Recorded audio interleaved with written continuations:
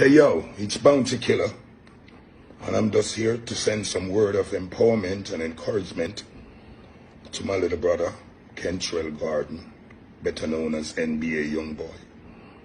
As most of you might have seen and heard in the media, he has been charged with multiple charges, serious federal charges, but we are all innocent until proven guilty, and God has the last verdict of all cases.